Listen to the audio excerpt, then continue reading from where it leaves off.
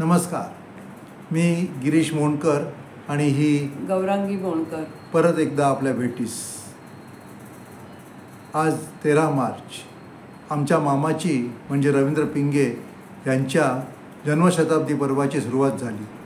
आम्हाला आजोळ शिक्षकी पेशाचे आणि सुसंस्कृत सुविचारी घराण्याचे लाभले हे आमचे भाग्य. रवी मामाची एकूण 40 पुस्तके, ललित लेख आणि कथानक असे प्रकाशित झालेले आहे. प्रत्येक पुस्तक आणि त्यातील प्रत्येक पान हे शब्दांचा आणि वाक्यरचनेचा खजिनाच आहे असे म्हटले तर वावगे होणार नाही. त्यांच्या लेखांचे अभिवाचन करत त्यांना आदरांजली मी, त्यांचा भाचा गिरीश आणि भाचेतून गौरांगी अर्पण करत आहोत. त्यांच्या लेखांचे वाचन करून व्यक्त होणे हे ज्यांना जमेल त्यांनी ते शक्य करावे ही विनंतीही पिंगे आणि मोंडकर कुटुंबीय आपणास करत आहोत. आता त्यांच्या आनंदाची फुलं या पुस्तकातील लक्षावधी पक्ष्यांचे मुंबई मार्गे स्थलांतर या लेखाचे आम्ही दोघे अभिवाचन करत आहोत. Over to Gaurangi. लक्षावधी पक्ष्यांचे मुंबई मार्गे स्थलांतर. येता जाता पक्षी अथवा अवघा आनंदच बहाल करतात. फक्त आपलं भान जागं हवं आणि नजर थोडी झाडापाडात गुंतलेली असल्यास बरी. तशात तुम्ही जुन्या पारल्यासारख्या बैठ्या टापूत वस्ती करत असाल तर दुधात साखर. कारण पाखरांना आसरा देणारी खुरटी झाडी तिथे मुबलक. शिवाय असाल तिथून भव्य आकाशाचा दरीफटका फटफडताना दिसतो. परवा गच्चीत गेलो. अवघे ऐलपैल टिपूर चांदण्याने भारून टाकलेले दिसले. वस्त्रगाळ चंद्रकिरणात बुडालेले आसमंत गोठल्यासारखे स्तब्ध होते. तेवढ्यात 4-5 बगळ्यांची एक टोळी पंख फडफडवीत सूर मारीत निघून गेली. बगळ्यांचं चांदण्यातला आनंद पर्यटन मी प्रथमच पाहत होतो. त्या क्षणदर्शनाचा ऐवज मी जपून ठेवला. दुसऱ्या दिवशी सकाळी आणखी एक वेदक दृश्य दिसले. भाल्यासारख्या माना पुढे सरसावून 10-15 फिरंगी पदकांचा एक थवा खालमधल्या झाडीतून जडजडून बाहेर पडला आणि पारले ओलांडून विहार तलावाच्या दिशेने ऐत वेगात पसार झाला. आणि त्याच दिवशी सायंकाळी उन्ह निमाल्यावर 5-6 बदकं विहार तलावातला चारा पाणी उरकून संतपणे माघारी फिरलेली सुद्धा दिसली. ऋतुपालटाची बातमी निसर्ग या असल्या लिपीत लिहितो असेल सुद्धा. मला नेमकं माहीत नाही.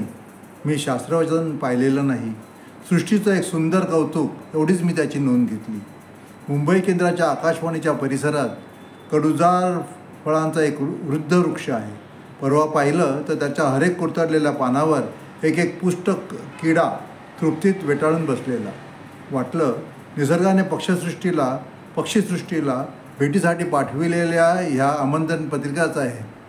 निसर्गाचं औदार्य थोर आहे हाच याचा अर्थ. उदयिक मुसाफिर म्हणजे सकाळीच आपल्या दारात आलेला आमचा मित्र श्रीकृष्ण वैद्य दारात हजर झाले. त्यांच्या पद्धतीने म्हणाले, अहो पिंगे, पक्ष्यांचे स्थलांतर कालपासून सुरू झालं आहे. पहिली सलामीची बॅच काल मला दिसली. अरबस्तानाच्या वाळवंटावरून हजारोंच्या संख्येने पर्यटक पक्षी यायला लागलेले आहेत. उद्या पहाटेस बाटुंगा स्टेशनवरती या. परदेशी पक्ष्यांच्या फलांगभर लांबीच्या माळा तुम्हाला पाहायला मिळतील. मी टेलिलेन्स कॅमेरे गोळा करतो. उगवलेला आनंददायी दिवस चुटकी सरशी भावळला. झोप जेमतेम लागली. दिल्या शब्दाला जागून ऐन पहाटेस पश्चिम रेल्वेच्या माटुंग्याच्या फलाटावर हजर झालो. तिथे अचानक शोध लागला. माटुंगा स्थानकातल्या फलाटाच्या दक्षिण टोकावरून दिसतो तेवढा आभाळाचा ऐसपैस फळा अन्यत्र कुठूनही दिसत नाही. तिथून पूर्वेला काहीच आडवं येत नाही. फक्त चोनचेंदरी किरणांचा गुलाल तेवढा उधळत असतो. आता ह्यापुढे पिंगे त्या पूर्वेच्या पहाटेच्या आकाशाचं जे वर्णन करतायत ना ते किती सुंदर केलंय ते परत ऐका. ते ऐका. पाठ समयी पूर्व क्षितिजावर रत्नजडित वैभव लखलखत होतं. चंद्र राज्य करीत होता. त्याच्यापासून आदबशीर अंतर ठेवून जरा खालच्या पायरीवर गुरु चमचमत होता. गुरुच्या खालच्या पायरीवर उणे 180 डिग्रीच्या कमाल थंड वातावरणात शदी गरगरत होता.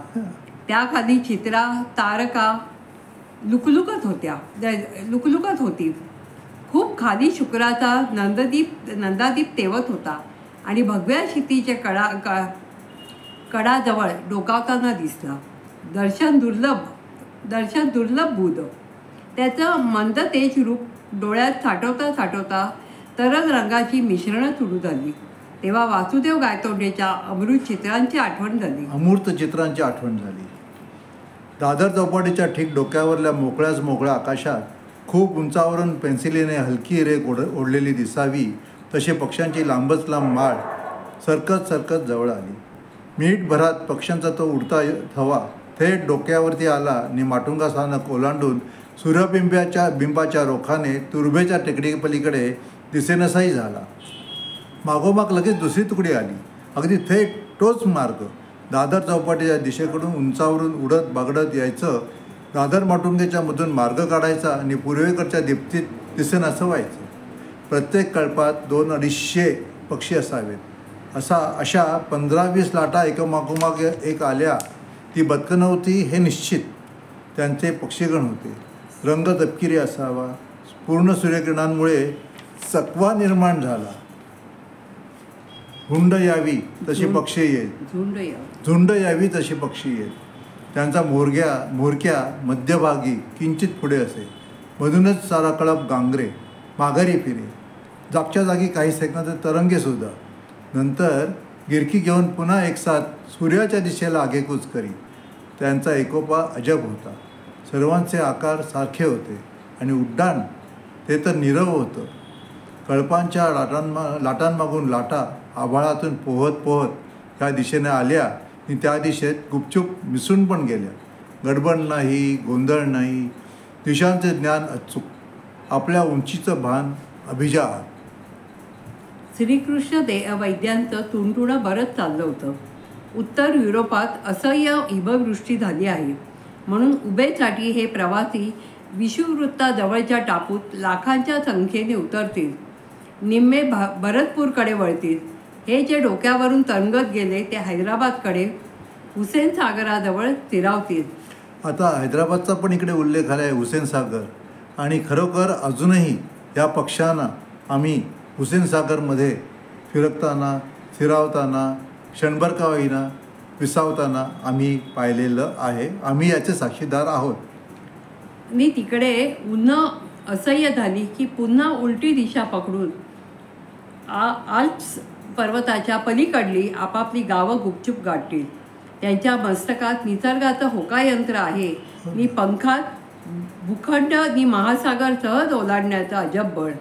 या पक्ष्यांचे 4 पृथक वंश आहेत. बदकं वेगळी, डांगा टाकीत चालणारे दिप्पाड करकोचे वेगळे, बगळे वेगळे, सीगल्स वेगळे. शिवाय ते म्हणे इकडची रोगराई तिकडे वाहून नेतात आणि तिकडची इकडे. पृथ्वीवरला निम्म अन्न हेच पक्षीगण मधल्यामध्येच मटकावून टाकतात. असू दे. लाखो वर्षांच्या पुन्हाईने गतिमान झालेलं निसर्गचक्र आपण क्षणभरसुद्धा उलट फिरवू शकणार नाही. ह्या अफाट विश्वात आपण निसर्गाचे सहप्रवासी आहोत. तशात आपल्याला नेत्र लाभले ही सृष्टीची कृपा. धर्म जरामरणहीन असतो. पाखरांना त्यांचा तो धर्म सुखनेव पाळून देत. तिबेटी पहाडा पलीकडील ती मंडळी समुद्रमार्गे आनंद यात्रेवर निघाली आहेत. पाहता ती इथवर पोहोचली आहेत. कामधाम जरा बाजूस ठेवा. आपले कामधाम जरा बाजूस ठेवा. सूर्योदयाच्या आगेमागे पश्चिम क्षितिजाकडे दूरवर पहा. त्या मित्रमालिका उडत बागडत समीप आलेल्या दिसतील. त्याचा आनंद घ्या. धन्यवाद. गिरीश मोंडकर, गौरांगी मोंडकर. धन्यवाद.